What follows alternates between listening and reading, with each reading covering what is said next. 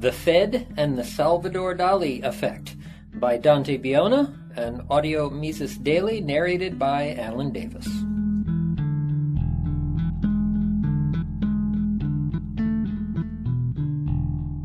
There is a story about the great Catalan surrealist painter Salvador Dali. It is said that in the last years of his life, when he was already famous, he signed checks knowing that they would not be submitted to the bank for payment.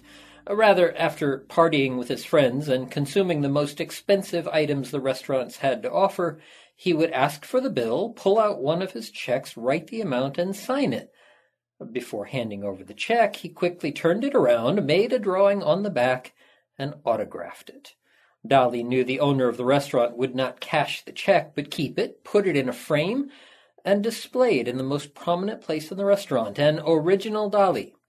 It was a good deal for Dali. His checks never came back to the bank to be cashed, and he still enjoyed great banquets with all of his friends. Dali had a magic checkbook.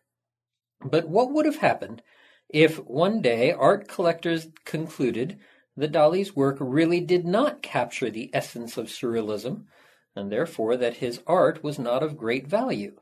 If that had happened, every autographed check would have come back to the bank, at least in theory, and Dali would have had to pay up. If Dali had not saved enough money, he would have had to find a job painting houses. While the analogy is not perfect, we may find that something similar can happen with the Fed and the dollar. For now, the Fed has a magic checkbook that allows it to spend without paying the bill because it thinks the checks will never come back to be cashed. Dali died long before people stopped valuing his art, but the U.S. economy does not enjoy such a convenient escape. What if, as in the case of art collectors who might no longer see great value in Dali's work, the world loses faith in the quality of the dollar and stops using it for large international transactions?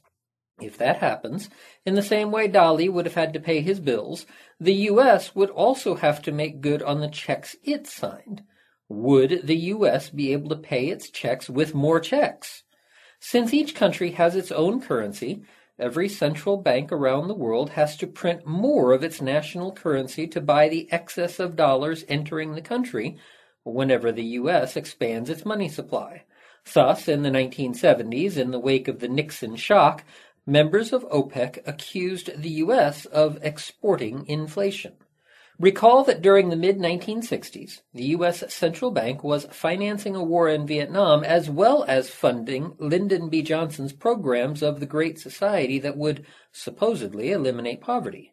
As the Fed was printing money, OPEC members had to inflate their currencies to buy the excess of dollars. Central banks around the world have to buy excess of dollars entering their countries so their exports do not lose competitiveness.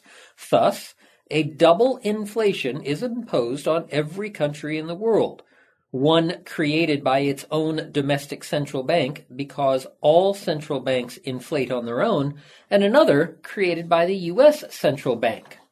Hans Hermann Hoppe wrote about the perils of monetary imperialism. The dominating state will use its superior power to enforce a policy of internationally coordinated inflation. Its own central bank sets the pace in the process of counterfeiting, and the central banks of the dominated states are ordered to use its currency as their own reserves and inflate on top of them. Thus, along with the dominating state and as the earliest receivers of the counterfeit reserve currency, its associated banking and business establishment can engage in an almost costless expropriation of foreign property owners and income producers.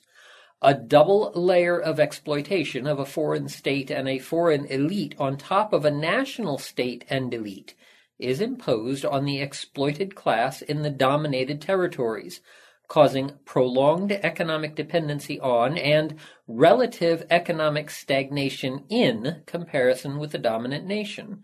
It is this very uncapitalist situation that characterizes the status of the United States and the U.S. dollar, and that gives rise to the correct accusations concerning U.S. economic exploitation and dollar imperialism. While it is true that in the 1970s the dollar enjoyed a worldwide hegemony, given that all European countries had their currencies separated, and given that China and Russia were outside the capitalist world, now the situation is different. Vladimir Putin recently stated that the international monetary system itself depends a lot on the US dollar, or, to be precise, on the monetary and financial policy of the US authorities. The BRICS countries, Brazil, Russia, India, China, and South Africa, want to change this. Salvador Dali had devised an ingenious method for not paying his bills. Similar stories are told about Pablo Picasso, but the Fed does not produce tangible items that people would rather hold on to, like an original Salvador Dali. The Fed does not produce work or items of value. The Salvador Dali effect, i.e., the ability to prevent checks from being cashed by creating something of real value, does not apply to the Fed. That is why it is good to remind the Fed and the government to be careful with expenditures when partying, just in case the magic checkbook disappears.